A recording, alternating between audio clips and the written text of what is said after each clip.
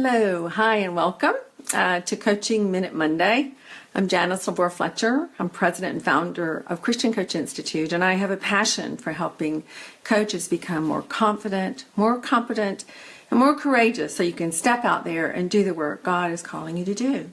And I get questions sometimes that are sent in, and I use this term that somebody has asked me to explain.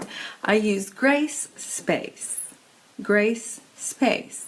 So someone's asked, what do you mean when you say grace space?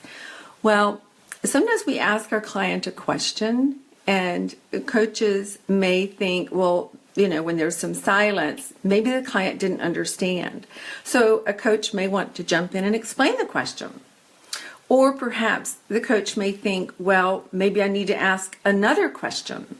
And so then another question may come right in immediately following the first question. And so I think grace space is just a way of, number one, empowering your clients, ask the question, and then wait. Allow them to process. We have internal processors and external processors. And an internal processor is going to be thinking about it quietly before they answer. An external processor may start answering right away, and they're processing as they answer. I believe grace space allows, as Christian coaches, when we're working with a client, it allows Holy Spirit to work with the client as the Holy Spirit is also working with us. If you're working with a pre-Christian, the Holy Spirit is still there with you. And so giving the client grace space is allowing them to really process what's happening in that moment, allowing them to think and maybe hear from the Holy Spirit in that moment. So that's what I like to call grace space. It's something that I use in my classes. It's something that I use with my students. And I used it on a call, I suppose, recently. And so somebody who hasn't been through my program said, gee, Janice, what do you mean by that? So I hope that helps. I also like to encourage our coaches to remember the acronym WAIT. W-A-I-T.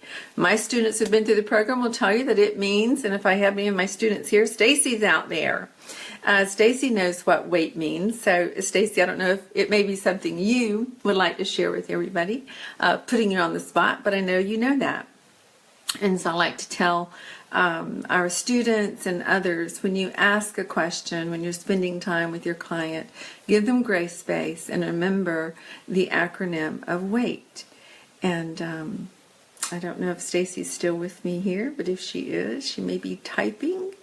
And I don't want to steal her thunder as she's sharing it, but I'll just go ahead and let you know that WAIT means, why am I talking?